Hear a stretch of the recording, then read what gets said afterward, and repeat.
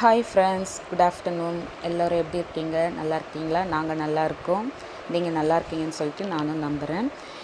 இன்றைக்கி பார்த்திங்களன்னா Thursday afternoon. இன்றைக்கி என்ன வீடியோ பார்க்க போகிறோன்னு பார்த்திங்களன்னா ஒரு குக்கிங் வீடியோ தான் பார்க்க போகிறோங்க. இன்றைக்கி நாங்கள் நாளெல்லாம் பார்க்குறது இல்லைங்க. எப்போ பசிக்குதோ, எப்போ பிரியாணி சாப்பிட்ணுன்னு தோணுதோ அப்போ செய்து சாப்பிட்ருவோம். இன்றைக்கின்னு பார்த்திங்கன்னா சிக்கன் பிரியாணி தான் செய்ய போகிறோம். அதுக்கு தேவையான அளவு எண்ணெய் போட்டுட்டு ஸ்பைசஸ் எல்லாம் சேர்த்துட்டு வெங்காயம், ஆனியன், அதுக்கப்புறம் பச்சை மிளகாய் எல்லாமே போட்டு எல்லாம் மிக்ஸ் பண்ணி வதங்கினதுக்கப்புறம் தக்காளி போட்டு எல்லாம் நல்லா வதக்கி விட்டுக்கோங்க. எல்லாத்தையும் சேர்த்து அதுக்கப்புறம் பார்த்தா வதங்க பார்த்திங்கன்னா இஞ்சி பூண்டு பேஸ்ட்டு கொஞ்சம் சேர்த்துக்கோங்க தேவையான அளவு. அதுக்கப்புறம் புதினா, கொத்தமல்லி அதையும் போட்டு நல்லா வதக்கிக்கோங்க. கர்டு தேவையான அளவு, தயிர் சேர்த்து நல்லா கலந்து விட்டுக்கோங்க. இது பார்த்திங்களன்னா தனி மிளகாய்த்தூள். ஆக்சுவலாக சக்தி மிளகாய்த்தூள் விற்கும் பார்த்திங்களா கடைங்களெல்லாம் பேக்கெட்டில், அந்த மிளகாய்த்தூள் தான் நான் ஆட் பண்ணியிருக்கேன். அது மட்டும்தான் ஆட் பண்ணியிருக்கேன். வேறு எந்த மஞ்சத்தூள், அந்த தனியாத்தூளெல்லாம் நான் ஆட் பண்ண மாட்டேன். அந்த மிளகாத்தூள் மட்டும்தான் ஆட் பண்ணுவேன். நல்ல கலரும் கொடுக்கும், நல்லாவும் இருக்கும்.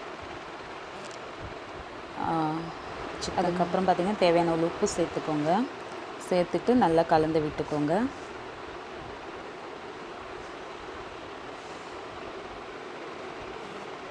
நல்லா குக்காய் வரணுங்க. நீங்கள் போட்ட எல்லா மசாலா எல்லாமே நல்லா குக்காய் வரணும்.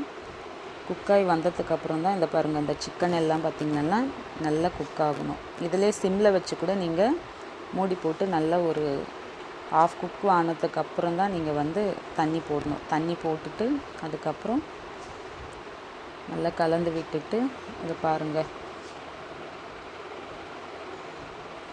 எண்ணெய் பிரிஞ்சு வந்திருக்குங்களா? எண்ணெய் பிரிஞ்சு வந்ததுக்கப்புறம் பார்த்திங்கன்னா ஒரு மூடி போட்டு மூடிடுங்க. அதுக்கப்புறம் நல்லா ஒலை கொச்சதுக்கப்புறம் நம்ம ரைஸ் போட்டுக்கலாம். பாருங்கள், நல்லா கொதித்து வந்துருச்சு.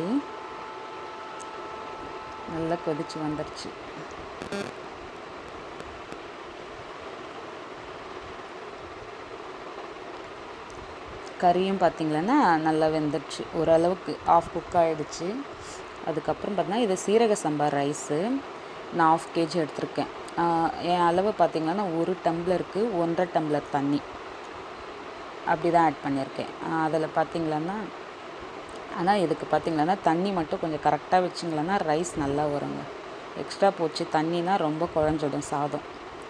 தண்ணி மட்டும் நல்லா அளவாக பார்த்து வச்சுக்கோங்க. நாங்கள் 1க்கு 1.5 அப்படி வச்சுருக்கேன்.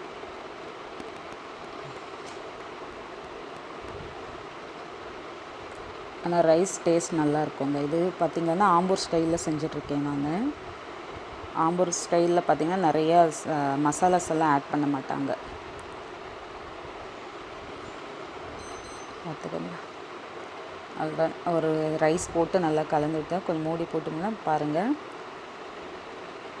இன்னும் கொஞ்சம் வரணும் ரைஸ். இன்னும் கொஞ்சம் பாருங்கள் எந்த ஸ்டேஜில் தம் போடணுன்றதை பார்த்துக்கோங்க.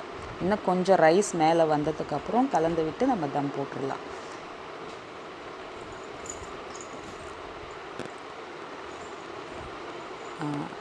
பாருங்கள் தண்ணி எல்லாம் ஓகே. இந்த ஸ்டேஜில் அதை நம்ம தம் போட்டோம்னா கரெக்டாக இருக்கும்.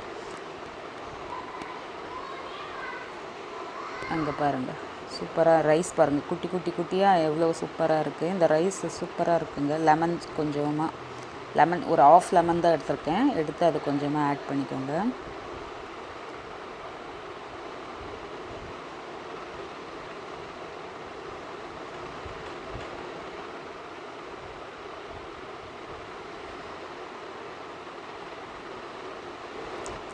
அவ்வளோதாங்க. ஓகே. கொஞ்சமாக லைட்டாக தண்ணி இருக்குது பாருங்கள். இந்த சைடில் பார்த்திங்கன்னா தோசை தவா வச்சுருக்கேன். இது நல்லா ஹீட் பண்ணிவிட்டு அதுக்கு மேலே பாத்திரம் எடுத்து அந்த பிரியாணி செய்த குண்டா எடுத்து வச்சுட்டு மேலே கொஞ்சம் தண்ணி நான் வார்ம் பண்ணி வச்சுருந்தேன், சுடு தண்ணி, அதை தூக்கி வச்சுட்டு சூப்பராக பாருங்கள் பிரியாணி ரெடி ஆயிடுச்சு. இங்கே பாருங்கள் ரைஸ் தனியாக அவ்வளோ சூப்பராக ரெடியாக இருக்குது பாருங்கள். சூப்பராக இருந்துச்சு, டேஸ்ட்டும் நல்லா இருந்துச்சுங்க. நாங்கள்